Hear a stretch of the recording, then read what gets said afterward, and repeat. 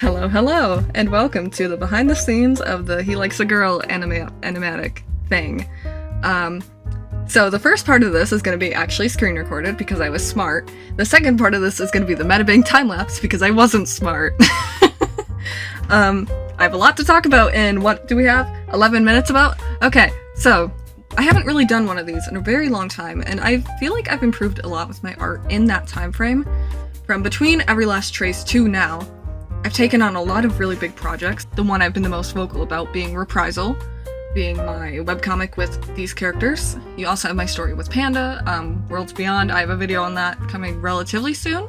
I just haven't edited it yet because I'm lazy, I don't know. But then I have my All Eyes on Me animation, which I've mentioned in like the playlist description. Damn, good timing! Is literally where I've mentioned it. And between working on All Eyes on Me and Worlds Beyond got me drawing traditionally again, which, you know, not many speed paints for that, let's be real.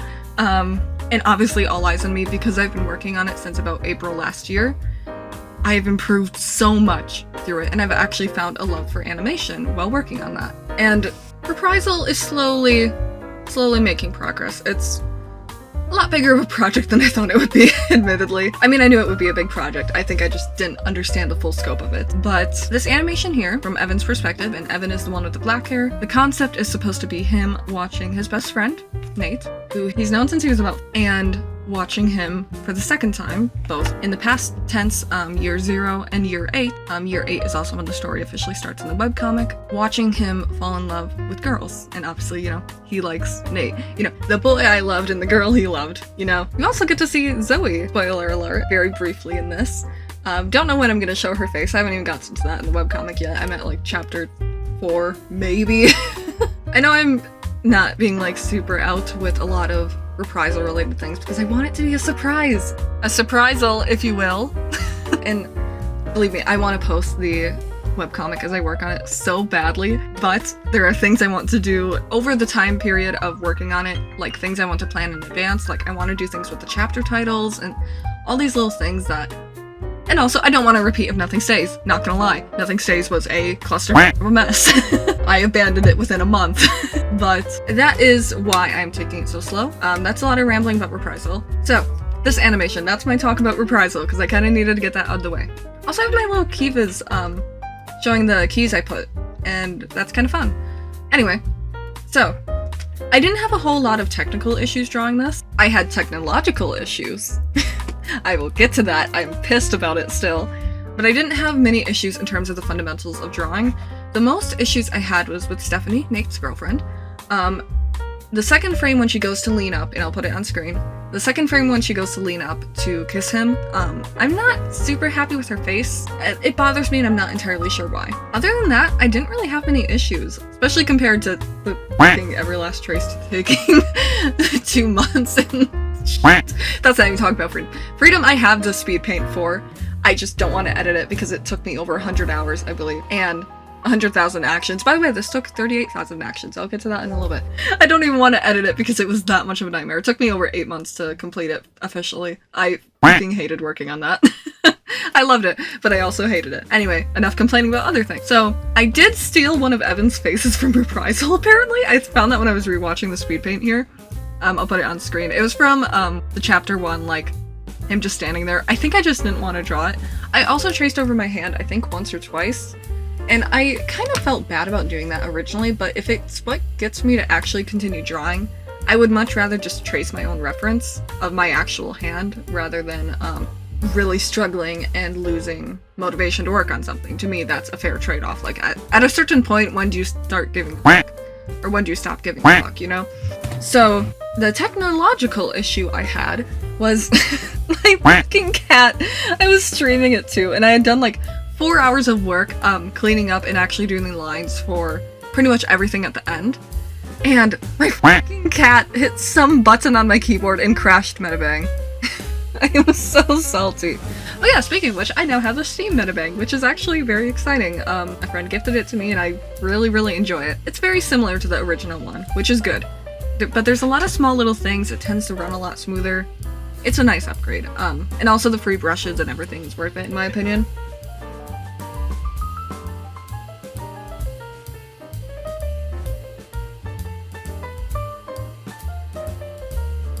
Now, one of the more exciting things is at the very end, you have Evan, like, walking away after seeing Nate and his girlfriend, and knocking on the door to the pool, and this guy with blonde hair, like bleached blonde hair, kind of leans over, and the two of them know each other. And I'll give you some details. So that's Mike.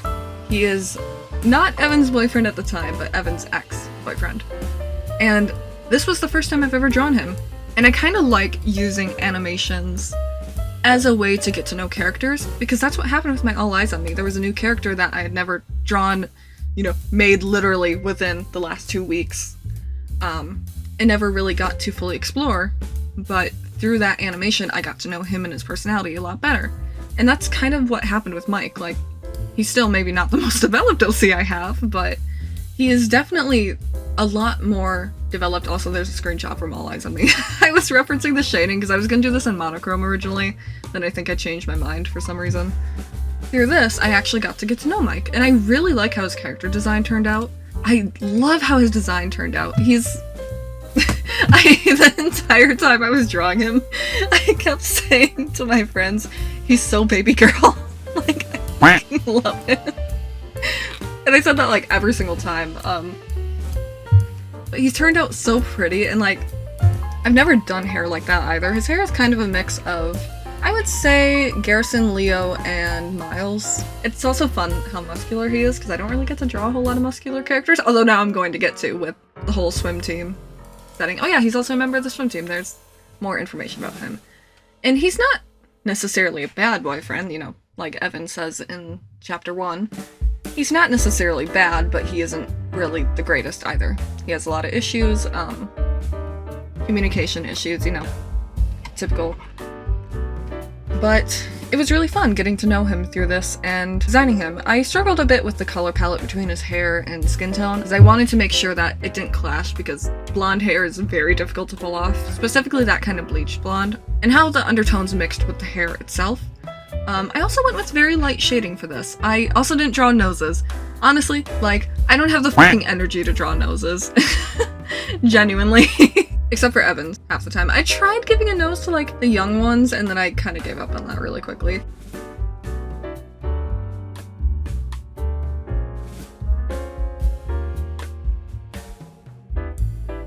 But I went for a very light shading style, kind of what I did for All Eyes on Me, because All Eyes on Me is done in this painterly style as well, I guess. I leaned a little bit more in terms of technique.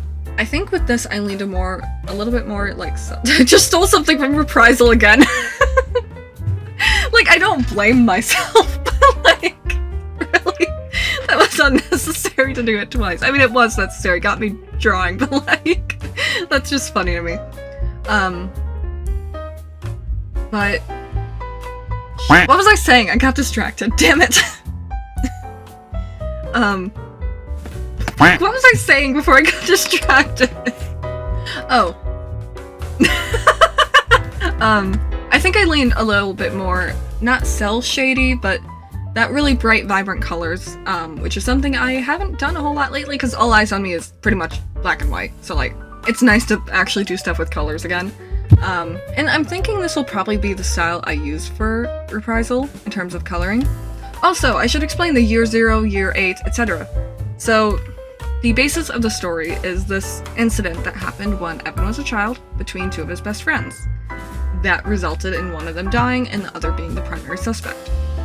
And the way that I track time in Reprisal, I don't want to use real life years, so I instead use year 0, year 1, year 2, year 8, counting from the year 0 being the year the incident happened to however many years passed. Because it kind of keeps things pretty timeless, which I like.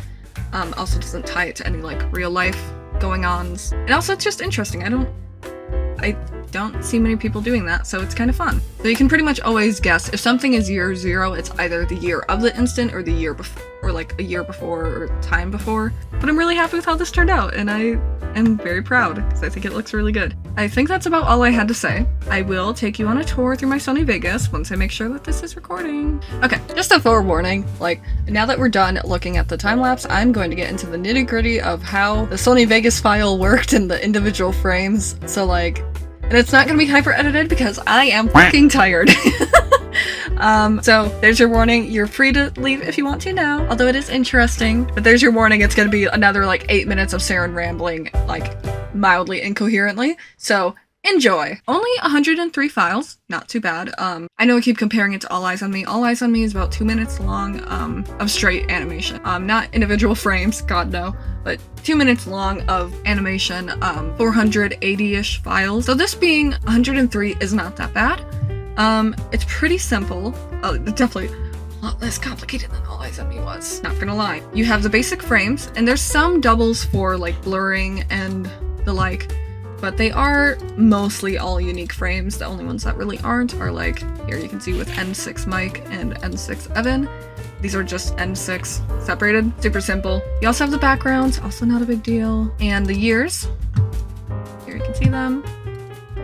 The glitching done manually in Metabang by taking the image, like square selecting it and moving it, super easy. Audio, you have then also the base colors and the drafts for everything. The reason I didn't just save over what I was doing is, one, I like keeping it for reference and to kind of like show the progression over time other than just the video rendering, but also in case I somehow fucked something up and needed the old file again. Because the reason I just replaced it in here is Sony Vegas could just replace it with these frames automatically. So like if I changed this to a picture of a duck, and the entire project 3 would change too. You then have the subtitle backing. That's just behind the subtitles so they're easier to read. The text being like the text in the background. As you can see, super easy. Oh, and girl is separate on some of the He Likes the Girls because it moves a little quicker to kind of build suspense. You then have the videos, and I have all the drafts. So you have the original draft. Okay, Bandicam seems to work this time. With the sketches, really fucking cool, honestly. I find it really interesting. Kind of cool to see how it's improved over time. So the original draft. I also have the audio muted because I don't want to listen to the song. I like the song. It's just a 12-second snippet of it. I kind of got sick of it after listening to it for like 4 hours. I guess I only rendered it once after I did the... Oh, there you can see it was before I did some animation. Oh, and then it's not all rendered. And also, I did it in a landscape mode originally. Or I did it in a portrait mode originally because I'm obviously turning this into a short as well. And I wanted it to work for both of them. For both YouTube and short, so I drew it in a weird way to make it fucking weird. I don't know. There's that. Then if we hop over to the Vegas file, it's not as bad as you'd think. There are... Nope, Sony Vegas is mad. Hold on. Sony Vegas, you good? I know I put you through torture, but like, hold out for a little bit. There's 38 layers in total. Technically less if you don't count audio. There's a lot less if you don't count audio. So to kind of briefly explain it, because I will go into specifics, because I know like when I got started I would have loved to see the specifics of how people make animations and stuff, because I think it could be really helpful. For reference, I am someone who has reached over 1,000 layers in Metabang, like legitimately. I've reached over 1,000 active layers with drawings on them, not just like copy pasted. So I am someone who uses a ton of them, but I will give a quick overlay. So everything from about here are either things on top of the drawings like my overlay, which I have an example of here. You can see it's essentially a noise filter, but it makes everything look like nice and crispy and adds some texture. Love that thing. You have that, my signature. This here, this background, is the borders. I'll get into that in a little bit. You have a rendered version of the animatic for like edits. Oh shit, I have a lot of this muted. Hold on. There we go. Sorry, this is my second take. This you can see has some edits on it to kind of bring it to life. You then have like the text for the end, then all the frames, and then like audio below that, but that doesn't really count. So overall, very simple. I'll go into the individuals because I think that's interesting. Like I said, you have my overlay, signature, not really interesting. You then have this background, which one of the effects I did on this version of it is I used something to kind of give a fisheye effect, because that's something I've done lately in my drawings, and I think it kind of to me makes you feel like you're kind of inside the drawing more and it's wrapped around you, as you can see here. But the issue with that being, it kind of warped the edges. So I essentially have a background, or just like a solid border that I used masking on, as you can see, to essentially create a fake border around it. Now, you may, if you watched it and paid really close attention, you may know how in this part here, with Nate and Stephanie, it kind of feels like it becomes a little all-consuming, you know? Like, taking up the screen. This is just gone during that section. That's fine. There's a lot of effects on this here, the most obvious being, you know, the radial blur, which is how I got the fisheye effect, I believe. No, I used deform. There's also some, like, static noise on the past stuff to kind of differentiate it a little bit from the present. There are some blurrings I've done. I don't know if I'm keeping those yet. You then have, once you reach here, my subtitles, which I did in Sony Vegas, instead of doing them separately, because there was no reason to do them separately, unlike All Eyes on Me, where I had them actively glitching. You have this, which is the backing for the subtitles. I would have had it in black, but my issue with that was it kind of felt a little harder to read, believe it or not. So I just went with white, worked a little better. You have some various files. The most notable, here we go, I think this is one. I don't know. Various files. You then have more various files, which is usually like blurring or something to that extent. These are the separate frames for like the knocking. To me, it's just easier to plop them on top, so I don't really flip the original, especially if I do any kind of zooming or anything. It's just easier to do it that way. You have the separate characters moving in separate directions, so toggle some on and off, super easy. And now you can see immediately there's two of this. There is a good reason why. Also, Zoe is here. So, there's Zoe. These are... Oh. Since when can I do that? Dude, that would have been so much easier if I... Since when was this a thing? Okay, don't mind me learning new things in Sony Vegas after using it for 200 hours. That's fine. That's fine. I'm not mad.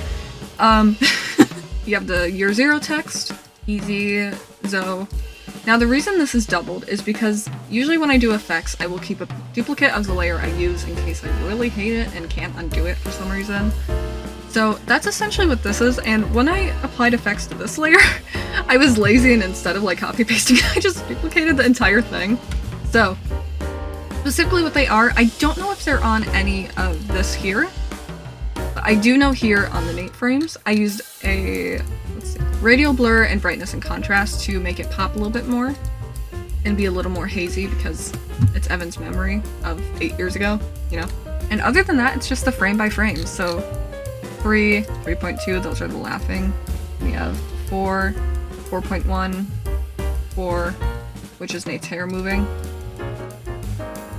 4.2, 4.3, 4.4. The rest of the He Likes a Girl text in the background here, that is this layer here. Actually, that's it separate because I wanted the girl to move a little faster, as you can see, like as it went on.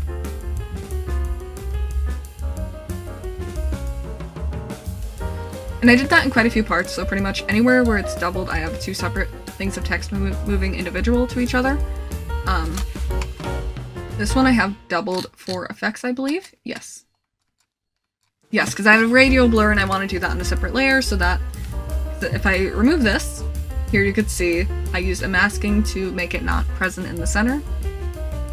Masking is one of my best friends in Sony Vegas. There you go, you can see it. And I kind of did that for this part too. You can see if you watch Stephanie's jeans here, that's the easiest place to see it in my opinion.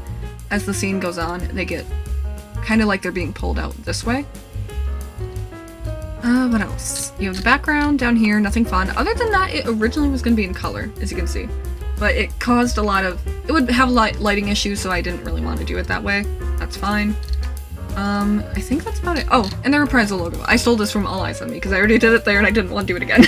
So the way I did the glitching here,